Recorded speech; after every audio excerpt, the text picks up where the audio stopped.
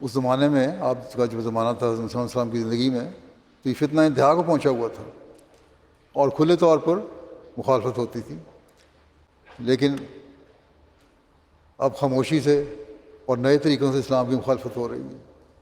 وہ طریقہ نہیں اختیار کیا، انہوں نے نئے طریقے ایجاد کرنے شروع کر دیے. اسلام مخالف طاقتیں کیا زور اسلام کو ختم کرنے کے لیے نہیں لگا رہی ہیں؟ ہم دیکھتے ہیں، کیا ہمیں یہ نظر نہیں آتا؟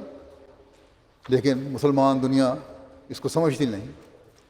اس کا علاج کوئی جنگ و جدل نہیں، بلکہ اس کا علاج یہ ہے کہ اسلام کی خوبصورت تعلیم سے دلوں کو فتح کر کے انہیں خدا کا بندہ بنایا جائے. جو مخالفین ہیں انہی کے دلوں میں اسلام کی عظمت پیدا کی جائے. آپ فرماتے ہیں کہ پس جس شخص کو یہ اصلاح سپرد ہوئی، ضرور تھا کہ اس کا نام مسیح موعود رکھا جائے. پس سوچو کہ یکسر الصلیب یعنی صلیب کو توڑنے کی خدمت کس کے سپرد ہے؟ یہ مسیح موعود ہی کے سپرد ہے. اور کیا یہ وہی زمانہ ہے یا کوئی اور؟ سوچو، خدا تمہیں تھام لے.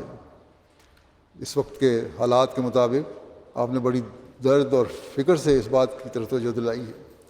اور یہ باتیں ہم آج بھی دیکھ رہے ہیں کہ گو بظاہر مذہبی طور پر اس طرح مخالفت نہیں کی جا رہی.